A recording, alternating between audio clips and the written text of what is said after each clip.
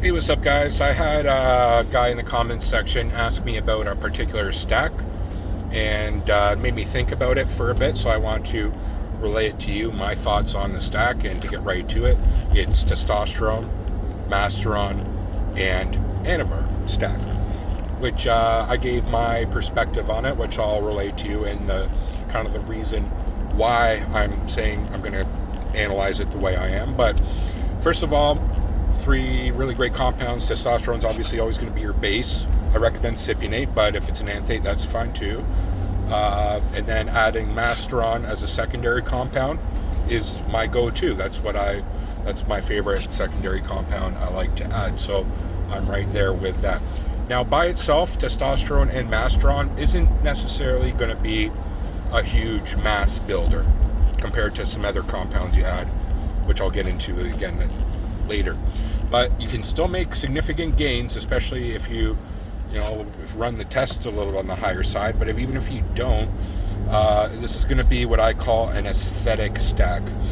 What I mean by that, it's kind of in the name itself. It's going to be for looks, and generally this is a stack that is what I would call a pre-contest stack. Even though I'm not a pro bodybuilder, but from what I know, this is generally what they do, amongst other things, amongst other compounds. Like, so they might add some trenbolone or something to it, or there's a whole number of things. I'm not going to talk about my advice on how to do a pre-contest prep, but the general base is going to be that test and Masteron, and for the reason why Masteron isn't going to blow you up with a bunch of water weight like other compounds do, like testosterone does. So that's why if you keep the test relatively on the lower side, and you add in Masteron, which counteracts the bloating on the testosterone, then between the two of them, you'll get a very aesthetic stack and relatively good performance. I think this is one that for a sports HRT would be pretty good as well. I noticed when I took Masteron on top of my testosterone, this is just me, I noticed that there was a bit more drive in the gym. A bit more of like a little bit of an edge that you don't get from Primabone. Primabone, you get good gains as well, don't get me wrong. But Masteron, there's a bit of an edge to it, which I think translates well to performance. And to back up what I'm saying here, it has a masculinization effect, which is why when it was used for breast cancer, it's its original purpose for it. That's why it's called Masteron. Mast means breast. It turned the woman into with male characteristics. So if you're a male, it's going to just increase the male characteristics, and I believe that's going to be one of the male characteristics is more drive, more performance-oriented benefits. So there's that. Obviously, like I mentioned in a lot of my videos, and I think this is pretty well common knowledge, Masteron helps mitigate the estrogenic side effects, not necessarily because it's an AI and it's going to like eliminate the estrogen in your body, but it's going to block the androgen receptor that estrogen attaches to, acting like a SARM. Therefore, the estrogen, even though the estrogen levels might be a little higher because of the test you're taking, it's not going to translate to estrogen-related physiological traits like breast tissue or like gynecomastia. So I think it helps with that. If you did run a higher amount of tests, you probably need to run another AI on top of it, but at a relatively lower dose, like 300, 400, you might get away with just running Masteron at like a 1-to-1 ratio. You might. Everybody's different. So I just had to get that one out of the way as well. What other great benefits of Masteron? It dries you out, like I said, and it makes your muscles a bit more denser, I feel. Like a bit of more hardened look to you. So that's great. Now, I'll get into, so right there, the test mask, great for aesthetic type of cycle. Again, you're not going to be putting on a huge amount of size, though. Doesn't mean you still can't make good gains on that. Here's the next thing, which is the icing on the cake, which is the Anavar, which you're not going to run. I wouldn't anyway. Some people might, for the whole duration of a cycle. Cycle being 3 to 4 months. With a test mast cycle, I would run more on the 4 months side of things because it's relatively safe. Obviously, you get blood work done and see if you're crushing your HDL. Maybe then you back off a bit, but even if you do crush your HDL, it's just a temporary thing. But guess what? The Anavar is even going to crush that shit even more. So I definitely would not be wanting to for 4 months running Anavar and Masteron at the same time, because it's just going to double that effect. Anavar is even more of a guilty culprit when it comes to that, I find. So you only run it for like 6 weeks. The other thing that Anavar can do is like a little bit of appetite suppression, depending on how much you run it. So, you wouldn't want to be running that. And to be honest, by the end of that 6 weeks, it's like enough's enough of the Anavar. Give your body a break. That's how I always feel when I'm running it. Start to kind of feel not like shit, but it's just like, okay, it did its thing. Now, let it go, and a few months later, you can run it again, type of thing. But to get into the benefits of it, which is the one I love, is the pre-workout effect, Anavar. That's kind of its thing. When you run Anavar pre-workout, you start with 20, but I like to bump it up to 40, 50, to be honest, for a real pre-workout effect. You'll start to push a little bit more weight around, about up to 20% more weight or more reps. When you start doing like, say like an arm day, and you're blasting your biceps out, and you look in the mirror, your biceps are going to be like crazy pump, like Arnold Schwarzenegger, the pump, get the pump, you'll see the pump like fucking really good. That's a desired effect, obviously, right? And the other thing is the vascularity you get on top of the pump. Well, they kind of go hand in hand, like more blood pumping through your veins, and your veins are just popping out looking like earthworms under your skin type of shit. On top of that, there's a bit more of a drive in the gym again. So on top of the Masteron, test mast, Anavar, your drive in the gym is going to be pretty good. So there's 2 different ways to take Anavar. One is just pre-workout only, and 2 is pre-workout, but as well another point during the day, because it has a very short half-life, like less than a day. So if you spread it out through the day in 2 doses, then you're going to have consistent blood levels of Anavar. And I think for most athletes, I think that's probably the most desired way to do it. But for some people who rely on the other anabolics doing all the heavy lifting, literally of the work, and then adding Anavar just for that pre-workout effect, that's fine too.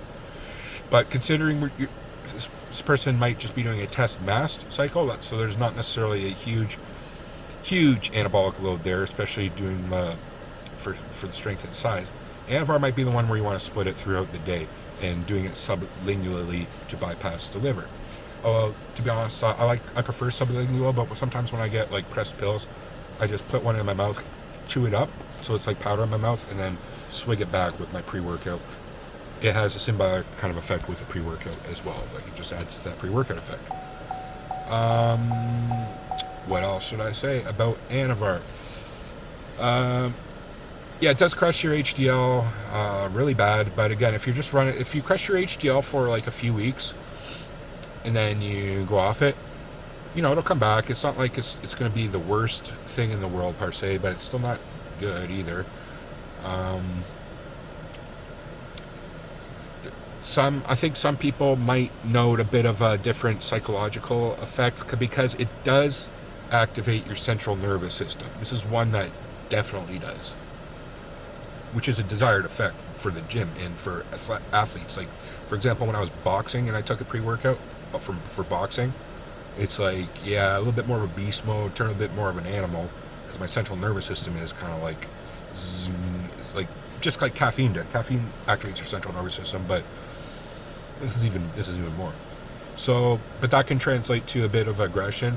You gotta be careful maybe, but it's not gonna be like your trenbolones or other things that really affect your psychology negatively. So yeah, that's a great stack, especially for quote beginner intermediate stack. And really, they're like, especially if you're running your test on the relatively, or not like high, but like say 400 test, and say 400 Masteron, there's no reason why you can't put on some good gains on that, like size too. I told that this isn't a size builder, but you can still put on size on this. If you wanted to add a little bit of extra thing, this is what I do. Microdose NPP or something on top of that. Microdose being like 200 milligrams a week, and that'll fill you out a bit more and add some strength on top of it. So you'll get the aestheticness of the test mast, but a little bit of NPP without doing so much where you run into sides. You'll get a little bit more fullness.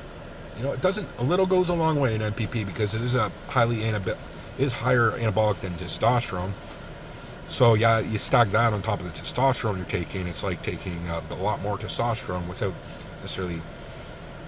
not necessarily the androgenic side effects, although it can exacerbate those as well. You have to be careful in andron once you push it past 300 mgs a week. And then at the end of that, you run the Anavar, and you won't even need that much Anavar. Like I said, you can run 40 or 50. Like really, if you're doing a test mast NPP solid base, you really only need to run 20 maybe for pre-workout. Although if you want to run 50, that's fine too. You're going to be really, really good in the gym. But like a 20 would be fine too. If you want to going the more cautious, safer route of things, running 20 of Anavar pre-workout, hour before you work out, still going to do something. So, and that would be right there. Safer and effective. You know, nothing's safe in the anabolic world, but we mitigate the risks by the cycle duration, the amount that you do, and just monitoring your blood work, right? I've run this exact same cycle, and the only thing that was off was the HDL a little bit of crushed, which then I took my blood work like 2 months later, and it was totally fine again, so it just comes back. The other thing is, especially if you're on the NPP, might be elevated hematocrit, which comes with the territory of steroids. But every time I got elevated, it wasn't like in danger zone. It was just on the higher end of, what is healthy. Which I would rather be on the higher end than the lower end, because that's what anabolics do. It creates cells and things. So creates red blood cells. I don't really know what else I want to say on that, but other than just to reiterate that this is a good stack for, I think, your average gym bro or guy who's getting in his 40s who obviously doesn't want to do some of the harsher compounds, right? Which, again, the harsher compounds aren't even needed for your average guy. Like some have their place in the bodybuilding world for whatever reason. Like there's some, depending on what their goals are or what kind of phase of the cycle, like of their whether they're in off season or they're doing pre-contest or whatever else. Like some compounds like Trenbolone or Super Draw or some shit have their place in their things, but we don't even need to go there. You don't need to go there. You just have a solid test base. You run a Masteron on top of that with great effect too.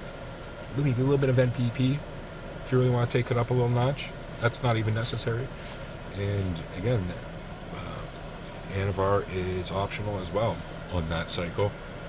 If you ran a test 400, math 400, NPP 2 to 300, Anavar 20 to 50 milligrams the last 6 weeks of your cycle, of a 4-month cycle, and you're training hard, and your sleep's on point, your eating's on point, you're in like a bit of a caloric surplus, but not a lot, not like you're eating crazy, but a little bit more on that caloric surplus on that, eating healthy food.